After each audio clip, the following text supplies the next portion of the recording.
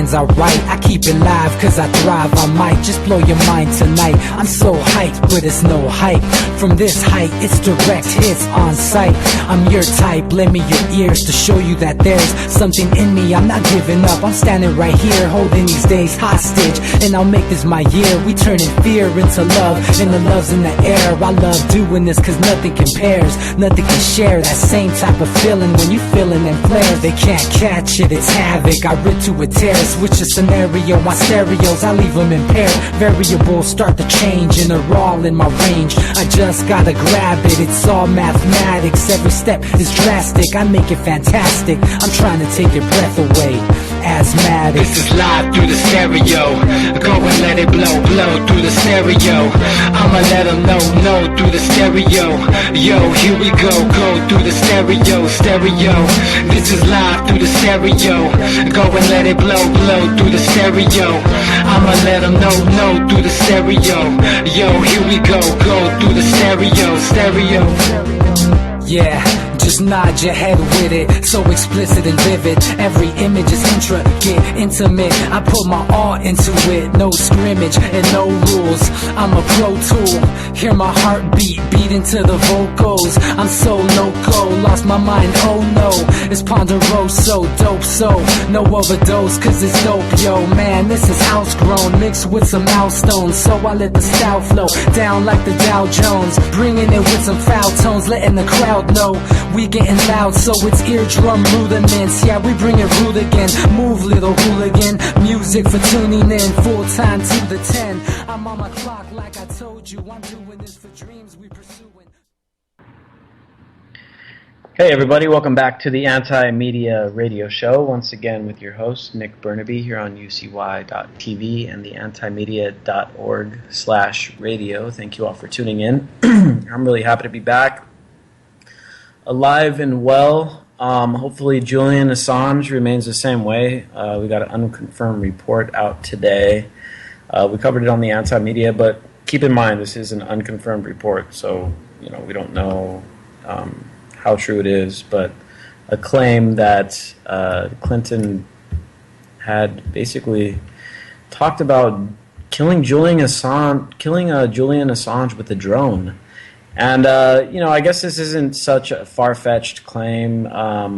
We've briefly talked about this a while back. We have an article from August 26th over on the Anti-Media by our awesome special guest, or special co-host, who isn't going to be joining us tonight, Jake Anderson, who basically speculated about how the next presidency could, in fact, try to assassinate Julian Assange. And given the fact that it's very likely going to be Hillary Clinton, it's not super surprising that this kind of report could come out. Very well could be true. So this is the kind of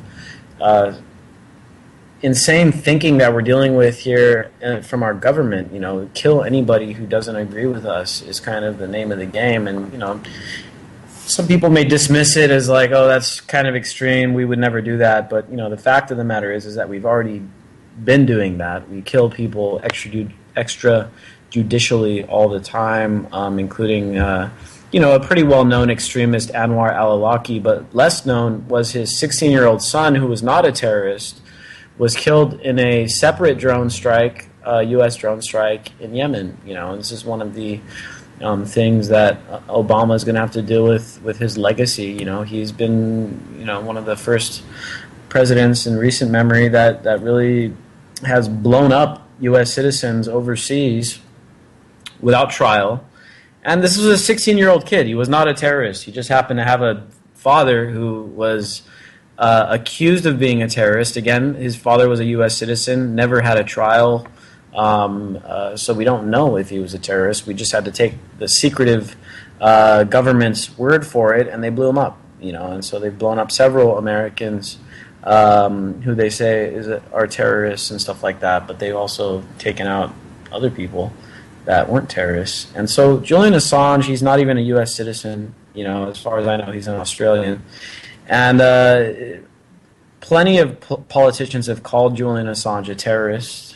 I know Clinton thinks very lowly of him, so I would not be surprised if she had talked about killing him with the drone, and I wouldn't be surprised if she actually tried to do it if she becomes president. And so very, very strange what's going on with Julian Assange. He was scheduled for tomorrow to have a huge press event where he was going to release some kind of damning information on Hillary Clinton, and then the reports came out earlier today that they were canceling this big press event. And now I've seen another report saying that what they may end up doing is still releasing this information tomorrow, and they're supposed to, but they're not going to have this big event because of the Ecuadorian embassy was having issues guaranteeing the safety and security of Julian Assange. So again, this is just a very unpredictable scenario that's kind of surrounding Julian Assange. And for those that aren't aware, he's taking asylum in the Ecuadorian embassy over in London. He's worried about being extradited to the United States for political reasons. He is accused of some kind of sexual assault in Sweden, which he denies. And so very just complicated situation. But Julian Assange, nevertheless, is the head of WikiLeaks, which is a very notorious, I consider them somewhat of a news outlet that leaks diplomatic cables, sensitive files. They've been now spearheading the Hillary Clinton email scandal. And so they're really showing light, freeing up information that really is supposed to remain secret. So there's a lot of governments, especially the United States, that aren't very friendly to WikiLeaks and Julian Assange. So also a couple weeks ago, there was a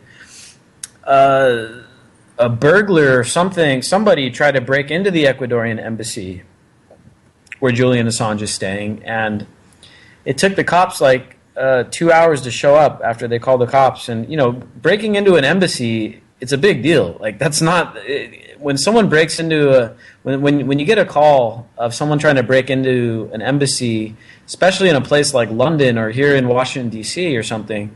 That's big. You're immediately trying to get over there to stop that, because this is you don't want your country to be looked upon as a place that's not friendly to ambassadors and to embassies and stuff like that. And we saw what happened with the U.S. embassy in Benghazi, and there was what was it in Iran? The Saudi Arabian embassy was attacked recently, and the embassies in Egypt came under fire during the revolutions over in Egypt, and these are big time news events.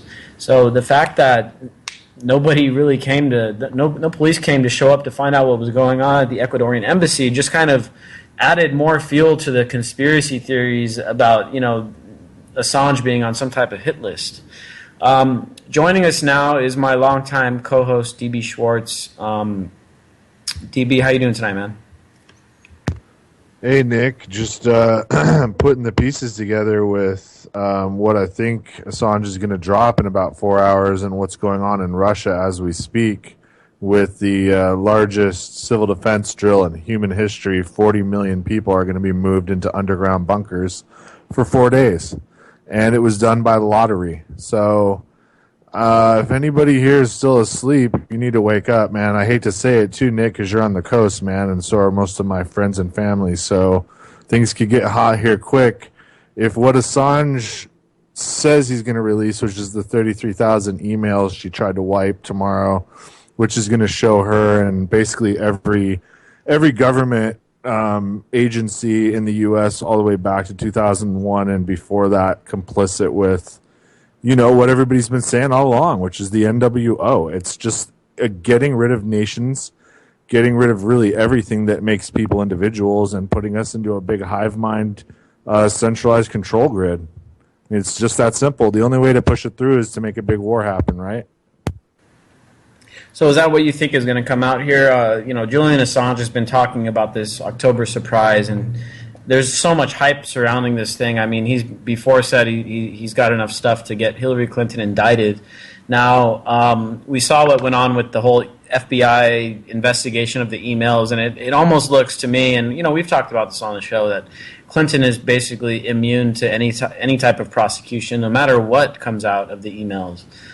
So do you think that there's going to be something that big in these emails that would lead to a Clinton prosecution or would actually derail her bid for the presidency? Or are people just so brainwashed at this point that they're just going to brush it off and say, well, do you want Trump to win? I don't give a shit what they find in these, whatever it is, Julian Assange leak, doesn't matter. We just got to stop Trump. I mean, what do you think, is going to come of these leaks?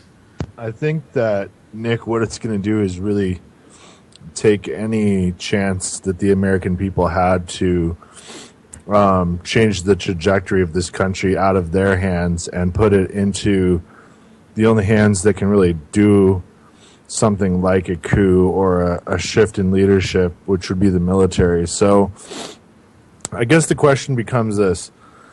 When the 33,000 emails come out and it shows probably back to, I don't know, I guess probably back to LBJ and maybe even a little bit before him, you have this cabal and you have the proof and you have the money trail and you have the murders and you have other world leaders around the world saying this is going on and we're getting ready to basically all attack your country because you've been infiltrated by an organization that was never elected, aka the deep state, and we the people, we've allowed it to run amok. So whatever happens, man, it's something we could have prevented, but we didn't for whatever reason. Maybe we're not as strong of a people as we thought, and we're going to have a trial by fire. I hate to say that, man, but every civilization that doesn't self-destruct, eventually the empire expands too far and it gets too weak.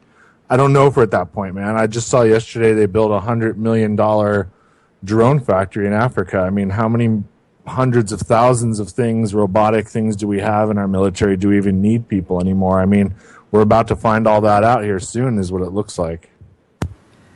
Now, DB, I wanted to get your opinion on the most important news of, I don't know, probably this year, but did you hear about Kim Kardashian getting held up in France? I did. It was real tough, man. It's just one of those things that makes me think, damn, the French, they're just so violent. All right, there's our comedy section for the evening. Yeah, I don't know what to make of it, man. Just a world-class distraction. It's just a big-time distraction, exactly. We're going to have a story on that tomorrow, highlighting some really, really big stories, and it may include what's coming out tomorrow with WikiLeaks. We'll see what comes of that. I'm with you. I hope that it's something real big and real damning that could really... Well, it's not... Here's the thing, Nick. We can wish and hope what we want, but it's not good news for me and you.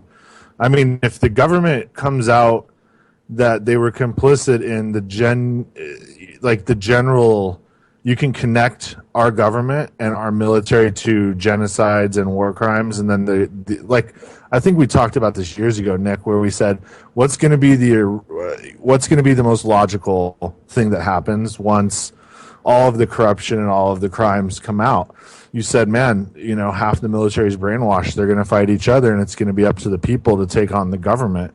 I think that's what we're starting to see. We're starting to see private contracting armies going out to Dakota Access Pipeline, going out to various events. They're testing. They're seeing what they can get away with. They're seeing if there'll be an armed response from the populace while the military is fighting itself. I think that's very, very plausible and possible.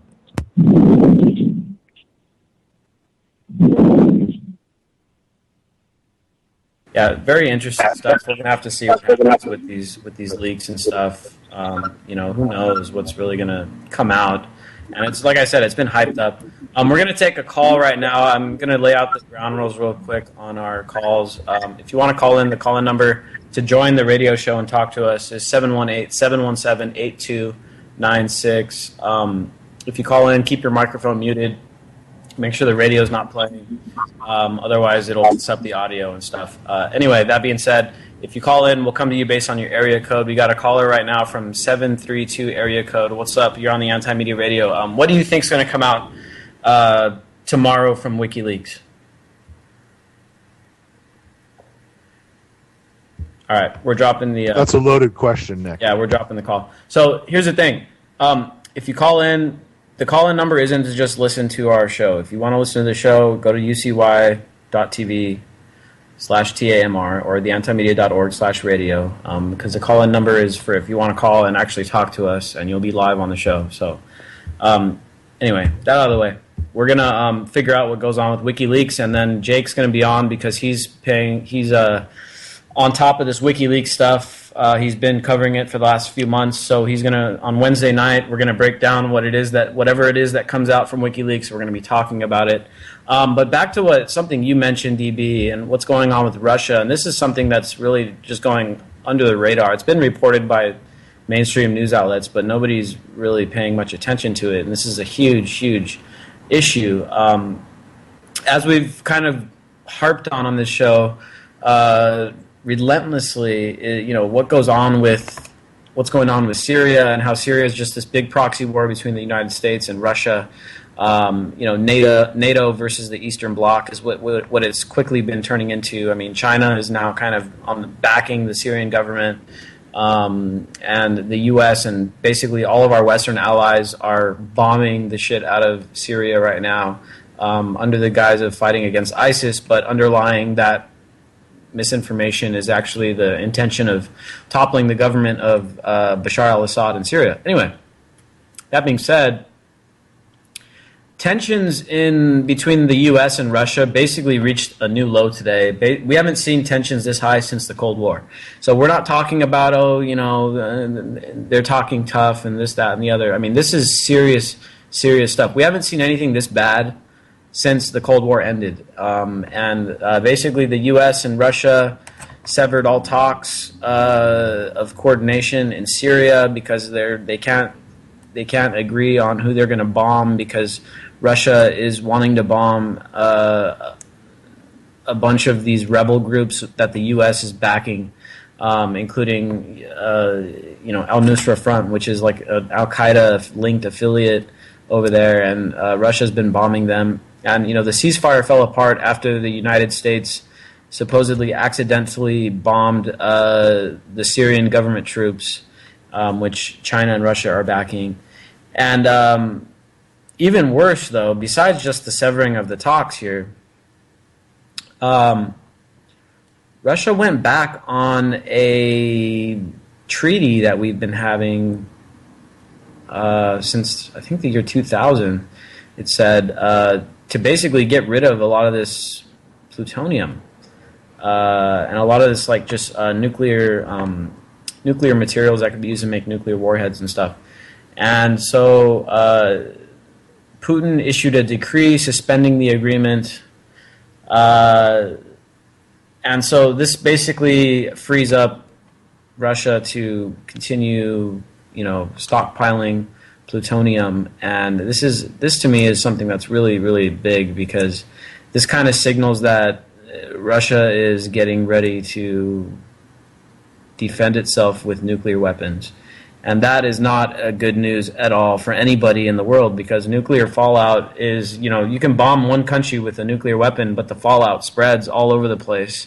And if Nick, sorry to interrupt, man. I just wanted to, before we go on to a different topic, I was researching today what is the current 2016 state-of-the-art nuclear ICBM. What is it? It's not plutonium or uranium. It's actually cobalt.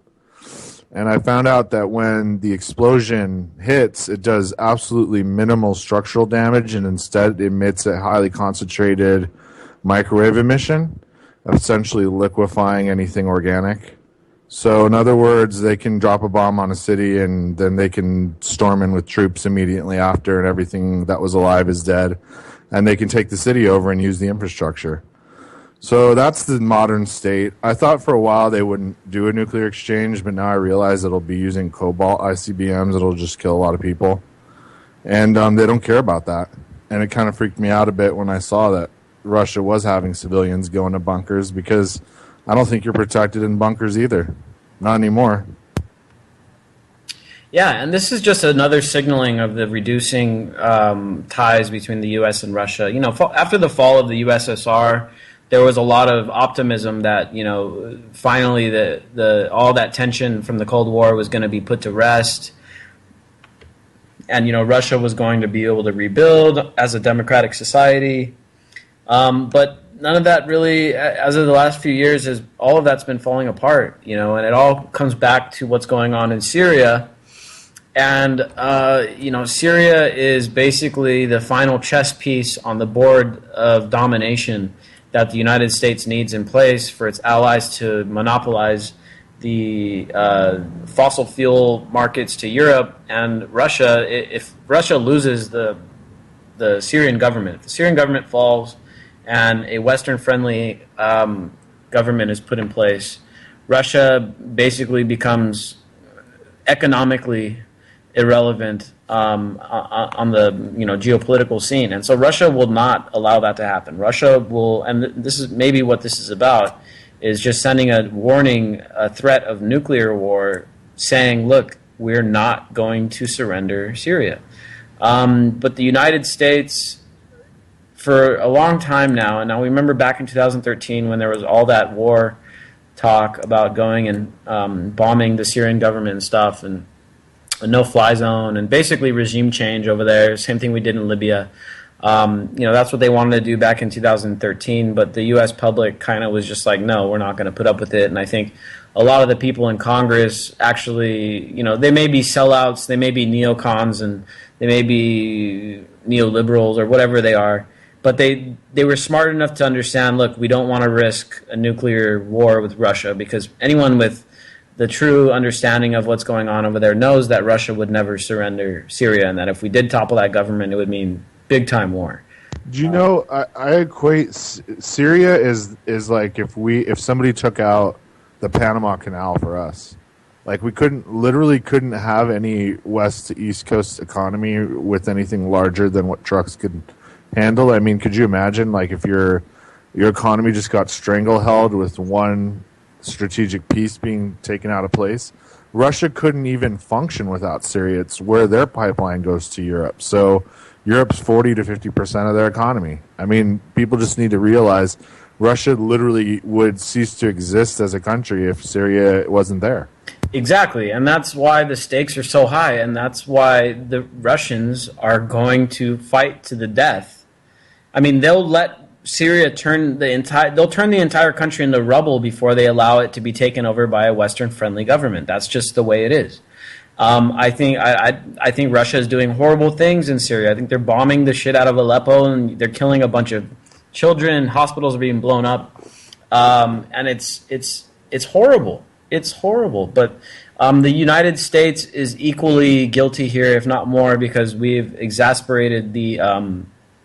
Well, who's funding and arming the absolute psychos on the ground that the Russians are bombing? I mean, if they don't have our training and our support, then they just go back into the desert. Exactly, and that's where the United States is to blame here, is that we've been fostering this kind of Islamic revolution in Syria for a really long time. I mean, this plan dates back not only to before the Arab Spring. I mean, this plan was in place, I believe, by 2006.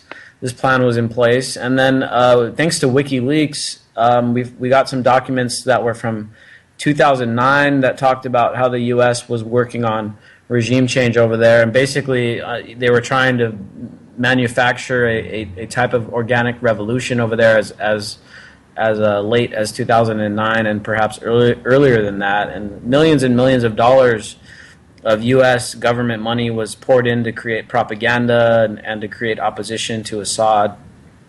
And this is just a pattern of the U.S. trying to topple these secular nationalist dictatorships and replace them with, theocratic dictatorships, And so it really is just a change of, they're trying to change the ideology around over there and, topple these governments that are unfriendly to the regime of the United States.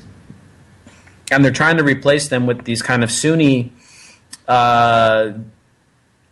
religious-based governments like Saudi Arabia, Qatar, and all those guys that are our allies over there.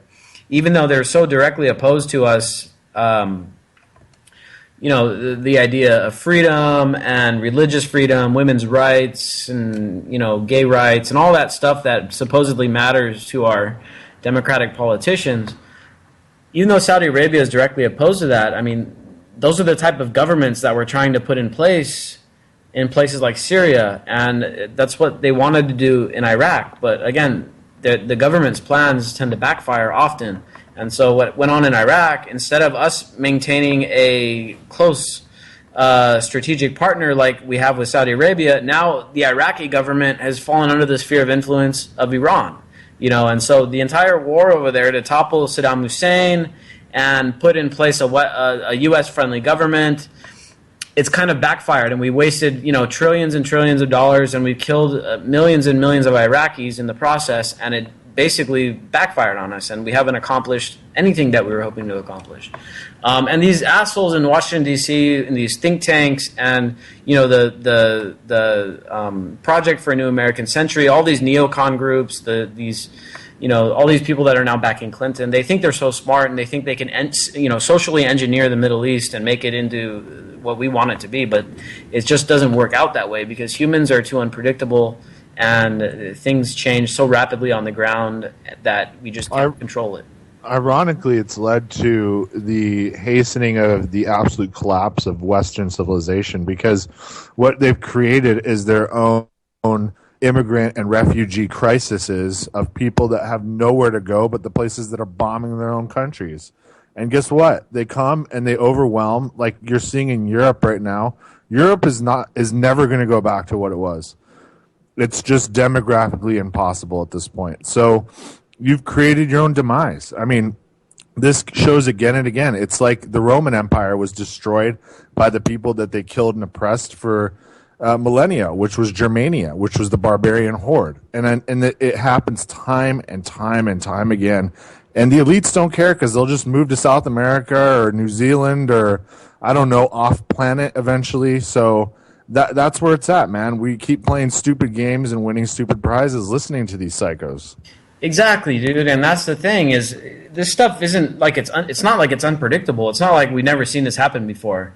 I mean, this kind of stuff, thanks to the internet and, to a lesser extent, history and the history books and stuff that we're allowed to get access to in school and all that, we learn about all of these shortcomings of all these old empires and stuff, and where they messed up, and how they went wrong, and how the Greeks started off as a democracy and it turned into a dictatorship, and how Rome started off as a republic and that turned into a dictatorship. And we see all these historical examples, and you would think that people would read that and they would realize, okay, cool, let's not make those same mistakes again. But unfortunately, these I don't know, is it human nature? Is it just greed? Is it, I don't know what it is exactly. It's fear, Nick. It's like we forever have been told that there's only so much of everything to go around, and there's a lot of people, and they're going to compete for it. And even though technology is going to get better and better, eventually the resource space shrinks, and we get to a conflict, which is essentially what they blame on every world war. But it's really not that. It all boils down to the fact that wealth is concentrated, and then the masses of the people that played in a rigged system now have nothing, and they become desperate, and then they fight. Yeah, dude. And so, we're just repeating history here, and it doesn't matter if it's Trump, it doesn't matter if it's Clinton. None of these people are going to take on the deep state. I mean, this is going to go, inevitably, it's going to continue in this direction. And the more desperate they get, the more desperate measures they're going to take, the more blowback, the more reaction is going to happen. And as you mentioned, man, with the refugee crisis, and I'm really kind of split here on where I stand with the refugee crisis, because on one hand, I think all this xenophobia going around is completely ridiculous. And I think that people not having compassion for these refugees is like horrible. On the other hand, there shouldn't be a refugee crisis because there shouldn't be all these wars going on throughout North Africa and the Middle East, for the most part, which is going on over these resources and these fossil fuels. Did we not do the same thing to the Native Americans here? Did we not have a massive, massive war on our East Coast, and then people said, "Oh, I want a better life in the prairies and in the forests of the West," and then we slaughtered the people there? I mean, what goes around comes around, man, and trust me, I take no pleasure in saying that. But, until we change our policy, We don't need to. There's warfare is at this point just used as Depop. That's really all it's there for, because we're post scarcity everywhere in the world. If we spread technology around, what's existing today, solar panels, 3D printing, that's all you need. So you can grow food, make energy, make products. You don't need corporations or middlemen anymore. And that's why they continue to make fake wars. We don't need gas anymore. We don't need oil anymore. We don't need uranium. I mean, all these things are just obsolete, and people keep buying it, man. It's just ridiculous to me.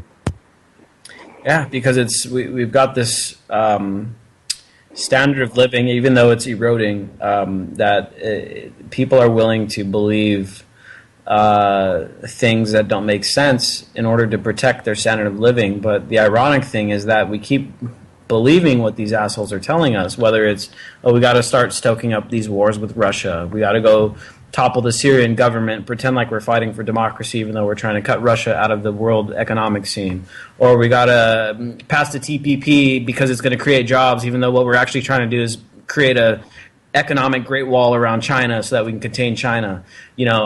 So if we keep believing in these ideals, and thankfully, people are starting to realize that maybe these ideas aren't so good. I mean, look at the opposition to the TPP. If anything, I think the people, the non-idiots that are supporting Trump are supporting him probably solely because of his stance on the TPP, and that they think he's going to be good on the manufacturing front and bring back the economy and stuff. Of course that's not actually going to happen or anything, but he talks a good game on that front. And so people actually believe that. And so I think people are, all of these super, I hate to use the word globalist because it's been so played out by Alex Jones, but, people are starting to finally rebel against these globalist political ideas of, just massive wealth aggregation by the extremely rich by exploiting poor labor around the world. And that's what the TPP is all about. And it's also about containing China. And that's why Bernie Sanders also had such a huge support base, because Bernie Sanders was also addressing that issue of this economic equality that has been just created a huge amount of inequality in the industrialized Western countries, that people are just no longer, especially young people, are no longer able to bear that heavy weight of all this massive student debt. We're promised all these great jobs and stuff, and then they finally get out and there's nothing there. Nothing there for you to do. What I think the TPP is, Nick, is like, it's kind of the final FU of this government, basically the final straw to pull to make a revolt happen. Because I don't think people understand how it's going to affect every facet of life. For instance, here in Minnesota, because of Obamacare's mandatory health care, the system's basically been drained dry, and premiums have gone up 50 to 66% on average for everyone, including me. So guess what? Now with making a decent living up here, I'm not going to have health care because I'm a 1099. So, that's the reality of this country. Now, the good thing is, I'm working on getting a dual citizenship in Canada. I can go across the border with an 8-hour drive. But, I mean, that's not a reality for most people. Most people are stuck on colony America. They have nowhere to go. I mean, Nick, you could get out too, but 99% of the people we know are stuck here, and they're paycheck to paycheck, and they're not going anywhere if anything goes down. And you got to be worried, man. These are our friends and family. So if we don't stop something like TPP happening, where they completely gut our economy top to bottom, I mean, you can imagine anything that can be outsourced will now be done as policy, and it'll come down to just jobs basically by the handful that are going to still be available to Americans. It'll turn us into the third world within a couple of years, as soon as lawsuits start stacking up against the government, draining them as these corporations go offshore. I mean, it's just that simple. And I don't know, man. Do we have to wait for the economy to bottom out and there's another depression? Could you imagine a Great Depression with 350 million people in this country and an easily equal amount of guns?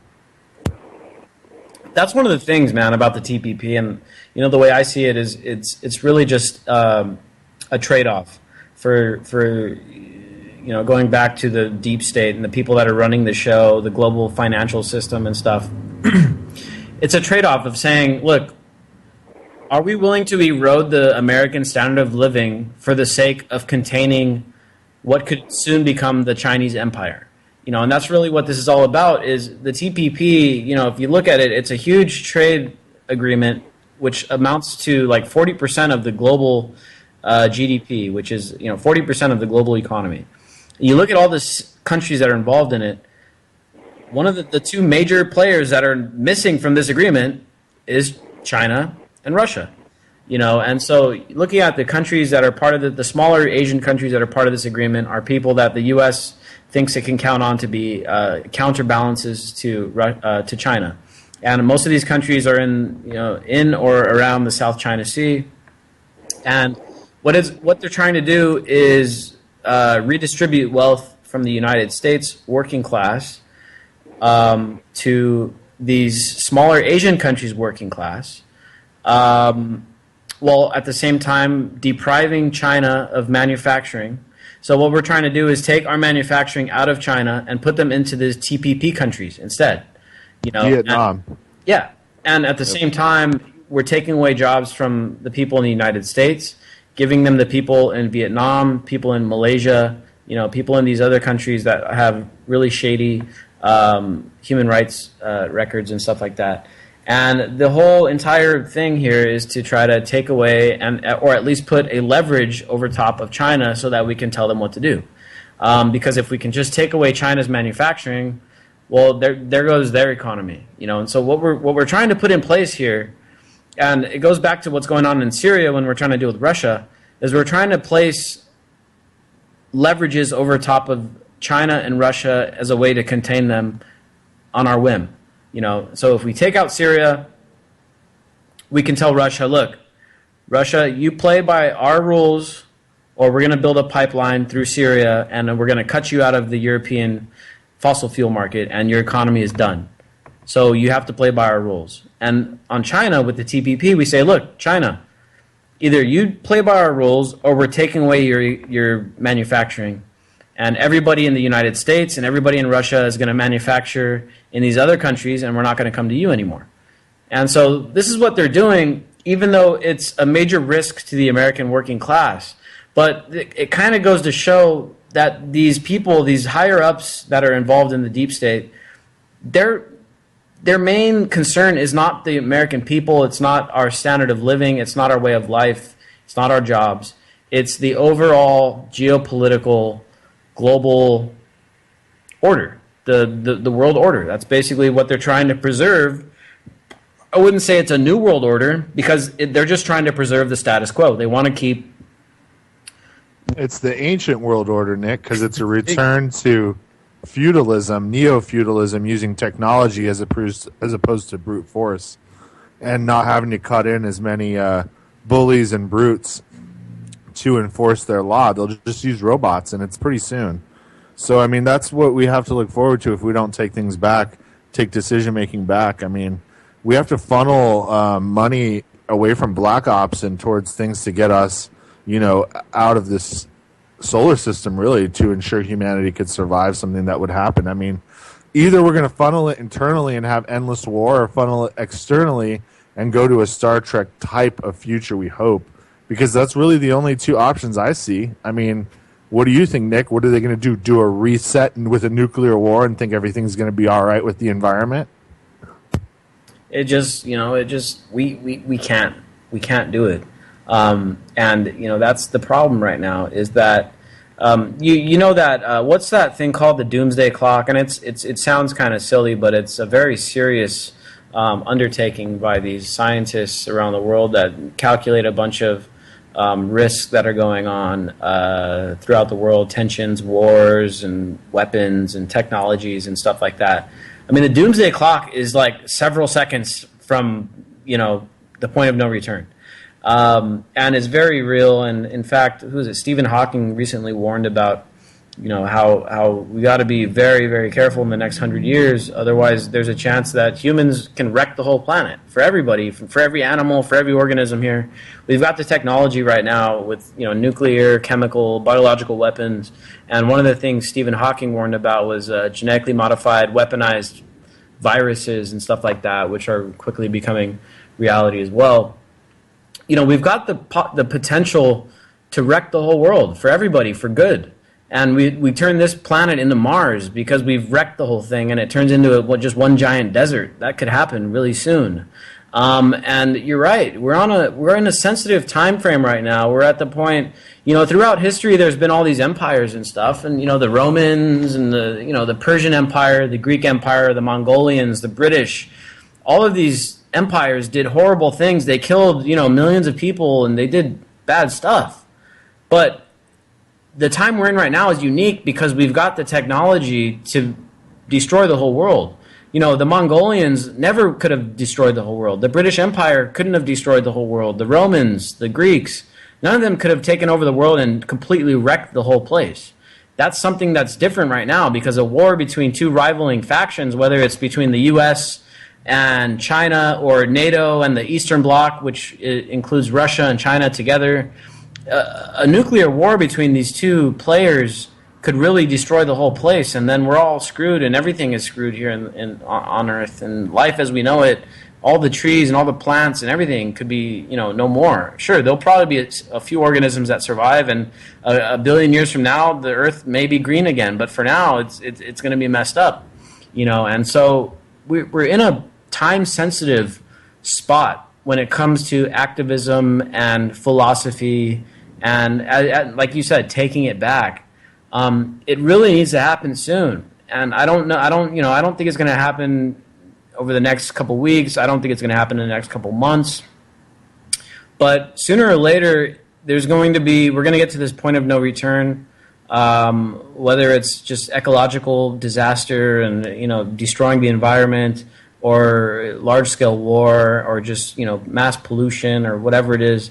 We're going to get to this point of no return where there's going to be no coming back. And right now, if you read foreign press, Nick, and I know you do, and a lot of our listeners I'm sure do too, you're starting to see a switch in how the world's perceived us. For instance, after 9/11, we were perceived with such sympathy and empathy, and we were a superpower, but we were for good. And how dare we be attacked by these evil, extremists. 15 years now from then, it's a flip-flop. People understand what it was used for, what it really was, and how we've used it to try to basically force an endgame scenario. And when a country has a mental illness like we do, from the top down to the bottom, because I've seen multiple social media accounts of people that condone what the government does, what the government thinks, what their policies will be once they take full control. Now, whether or not these are fake accounts or whether or not these are just typical American sheeple, I don't know. But it doesn't bode well for our future, Nick, if we have to fight people on the top and our fellow Americans that are so far gone. They're going to fight to save a system that's absolutely destroying the planet for everyone else. So that's why, for me, I realize this is a nexus now where it's not really what we're going to do anymore, but what's the rest of the world going to do to fix us, to fix our problem, because our cancer's spreading now. It's going everywhere in the world. And the other superpowers and the other middling powers seem like they're all kind of joining together. And, I mean, if enough people take a giant down at the knees, the giant goes down. It doesn't matter how tough the giant is. And I feel like that same scenario is just building up, man. And everybody here is painfully oblivious. It's Monday Night Football tonight, and nobody understands that tomorrow morning 40 million Russians are going into underground bunkers. They don't do that for nothing. Wait, tonight's Monday Night Football? What are we doing on the radio right now, dude? Come on. All I know is the Vikings won, and so everything's good out here. I mean, you know what I mean? Don't worry about it. All right, guys, we're going to have to end the show here because I got to see this football game. No, I'm just kidding. It's over already, man. But a $1.1 billion stadium tonight generated about, I don't know, maybe a couple $1 million of revenue for the owners. Yeah, that's one thing they're trying to get here in San Diego. I mean, it's everyone's Vote no on C. Vote no on. There's other things we need. Get rid of SeaWorld first. Everyone's talking about it here in San Diego. They're trying to get the taxpayers to finance the stadium for the San Diego Chargers, while the owner gets to sit back and make almost no investment and make all the money from it. Seems like a raw deal for me. Anyway, other news today, a bunch of stuff going on. DB, I'm sure you saw that hacked audio about what Hillary Clinton was saying about Bernie Sanders supporters, how she was calling them basement dwellers and baristas and stuff. Man, very true, very true. But I mean, if that's the next generation, how does that bode well for our country? And saying something like that just shows that she doesn't intend for there to be a next generation around to have to worry about as a voter base. I mean, she's committed political suicide pre-election. Do you know what I mean? Like the voters letting her in and letting any potential Chelsea kind of situation in, they're all going to be dead very, very soon. And millennials, I mean, younger people, I really just don't see them voting either of the parties again anymore at all. I mean, the Greens going to get a huge push. Libertarian will. Another party will pop up soon. We really need like 5 to 7. We have a lot of diversity of thought and opinion in this country, and we need more representation. I mean, shouldn't we have maybe like 10 times as many reps as we have, given the people? We should. We do. I mean, it's the thing, dude. I mean, I go out and I talk to people, and people in my neighborhood, people that I've been all around the country. I talk to people. People in this country are not just Republicans and Democrats sitting around on their couch watching Fox News and MSNBC. People are not that way, but that's the way the world is presented to us through these elections. It's presented in a world of black and white. It's Republican and Democrat, and if you're not one of those two, well, then there's something wrong with you. You're right, man. We need much, much more of a political discussion in this country. This left versus right, Democrat versus Republican bullshit is getting so old. I mean, sometimes I want to just smash my computer over my desk and just throw my hands in the air and say, fuck it, and just leave the country, because it's so frustrating sometimes to see what goes on here. But this, Trump versus Clinton distraction that really takes away from the very diverse political culture in the United States that really exists, but just the mainstream political press and the television news and all that wants to pretend it's not there, because they know that if other parties gain representation and other political ideologies start taking root, that these guys are screwed and they're going to lose their power. I mean, look at the New York Times. Look what the New York Times just did with publishing Donald Trump's tax returns. Now, these guys broke the law, and, they're not going to be prosecuted. They're not going to be prosecuted. Let's just be straightforward with it. These guys are not going to be prosecuted because Hillary Clinton is going to be put into office, and nothing's going to happen. The ruling class, even the media class, as long as they're able to, protect the ruling elite, they're immune. I was just going to say, it came out that they ended up not paying taxes and actually got a return because they claimed losses for the last decade, because newspapers, even the New York Times, are going out of print because they're irrelevant to the younger generation, because everybody realizes what they are, which is propaganda.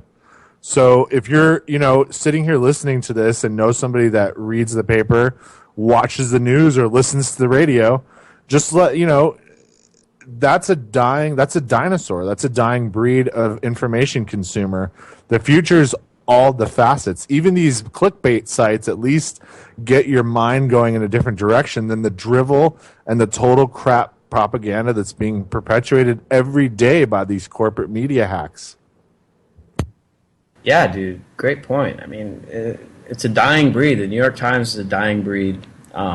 So they used the same tactics that Trump used to dodge his taxes, and they're so proud of themselves for doing that. And, they broke federal laws, and they're not going to be prosecuted, so they don't care. Clinton also used the same tactics on her taxes, albeit to much lesser extent. I think hers was a little bit under $1 million. But come on, dude. If you're able to... what did her foundation do, though? Her foundation wrote off $6 billion. Wrote it off, meaning that what they did was they had a PR firm and they kept paying the firm, and then the firm kept paying them back, and they'd go back and forth with all these dummy businesses that were all offshore. and paying themselves, you know, in a reciprocating manner, and paying no taxes at all on $6 billion of charitable donations. So, you know, another point of hypocrisy on this tax return stuff, and I got to dig into Trump here because, you know, to be honest, in my opinion, Trump is just as crappy as Clinton. I think both of these mainstream candidates are just absolute shit. I think both parties are absolute shit. I think both parties are completely sold out. Sure, there's a couple good politicians within both parties. Bernie Sanders, we can't even count him because he's not even in one of these parties. Bernie Sanders is a damn independent. And he's out here telling people not to vote for third-party candidates. That Bernie Sanders, to me, lost all credibility on that. Well, remember though, she just stopped her entire tour with him because he told her "fuck off" after the basement dweller and deplorable connection came out. And there's going to be some infighting, man. I mean, you can't. She's literally offended the entire country. If you look at what she's said privately about things. You know, Trump is a moron, but she's literally evil incarnate in some of the way she thinks about people. I mean, she's literally the worst political candidate in the United States probably ever, besides Trump. What's with the LGBT community supporting her? She's a Goldwater girl. She is as Republican as it gets, and as soon as she gets in, any kind of progress you think is going to happen in SCOTUS won't. It's going to go backwards because she's going to put in conservatives. What kind of a dipshit are you to vote for anybody that goes against your own self-interests? Really, the only candidate that actually supports the LGBT community is Jill. And you just have to look that up, man. It's just, the brainwashing is mind-blowing when there's the internet. Stop listening to the radio and watching the news. It's just bullshit. Yeah, and, you know, Clinton represents the new breed of neoconservatism, really. And so, you know, if people, I've seen so many people, and this argument just makes my head hurt. People, well, I'm voting for Hillary because of the Supreme Court, and she's going to nominate good people for the Supreme Court. Yeah, good people, maybe if you care about gay rights and abortion, that's where it ends. Because the people that Clinton aligns herself with, if you look at all these Republican endorsements that she's been touting lately, these guys are neoconservative to the core. They don't give a shit about abortion. They don't give a shit about gay rights. Gay people can get married and people can get abortion if they want. They don't care about that. As long as the bombs keep dropping, that's what really matters here, and that's what these guys care about. That's why the entire Republican neoconservative establishment is backing Hillary Clinton. I mean, George H.W. Bush said he was going to vote for Hillary Clinton. I mean, if you want to get neocon, you can't get any worse than that. You know what I'm saying? I mean, this kind of shit makes my head hurt. And Trump is just Trump never is not going to win. Trump never planned on winning. Trump is literally running to make Clinton. He's the only guy that can make Clinton look good. I mean, any dipshit Republican, including Ted Cruz, would have been mopping Hillary Clinton with the floor right now. And Trump, I mean, come on. Today he just said that he hinted at, I mean, his words were taken way out of context, but I read what he said. And he's basically hinting that people with PTSD just weren't cut out for the job. People that were in the military that came back with PTSD just weren't cut out for it. Is anyone cut out for what they're being asked to do at this point in reality? Honestly, I mean, where are they recruiting from that they get these people that are willing to go into a meat grinder like that for such low pay? I mean, I hate to say it, man, but the recruiting is rough, and it's coming from the rough spots, man. So a lot of the people in the military really don't have any other options, or even worse, sometimes they're going in to get advanced training for their real career when they get done with their 4 years. So, I mean, you just got to look at it like that, man. I mean, where's it all going to end? Yeah, dude. I mean, it's horrible. And Trump, I hate to go down the conspiracy theory path and all that, but, Trump's a false flag candidate. He really is. He's like, okay, think about it like this. He's an actor, right? And he makes hundreds of millions a year from TV. That's basically the main way he makes money now is marketing. So if they came up to him and they're like, hey, Donald, you have a lot of debt from these Russian oligarchs and you can't get any more loans from American banks, but you're really good at making money with marketing. What if we give you the presidential campaign to market Trump? I mean, could you imagine how a guy like him couldn't turn that down? So yeah, of course he's a plant. Of course he is. Now, is he less dangerous, worried to get in than Hillary? Of course, because he'd be lame duck, and he couldn't get anything done. And better yet, I don't think he would actually try to make nuclear war with Russia, which I think she's going to try to do. So I mean, if you value survival, you just hope beyond hope somehow this doofus squeezes it in, gets 4 years, and then he's done, and we actually can take the country back somehow.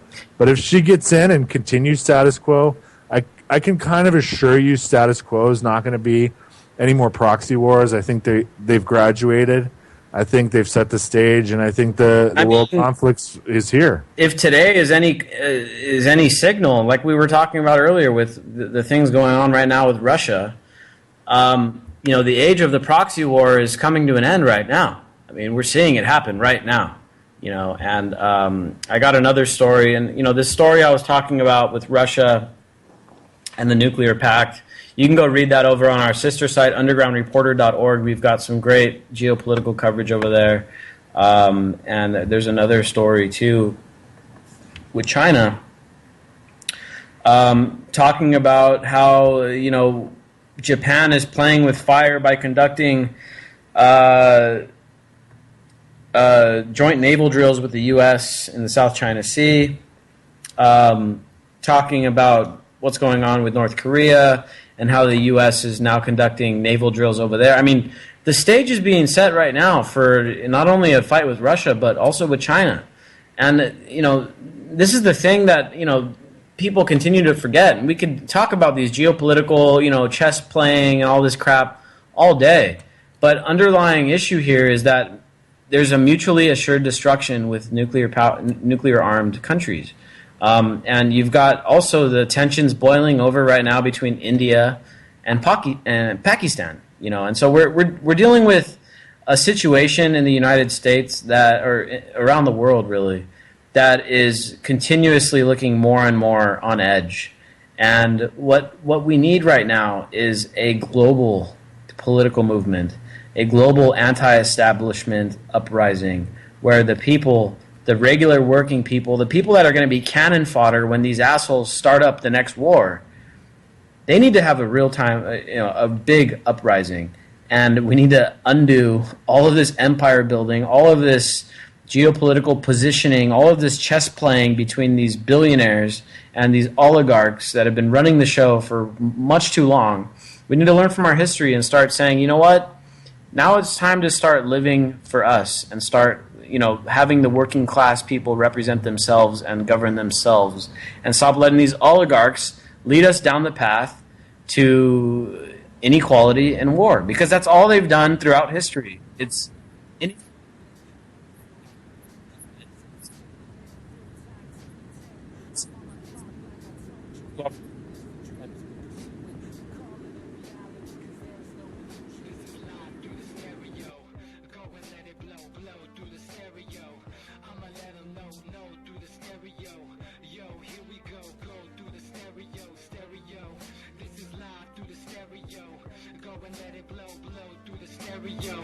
I'ma let them know through the stereo.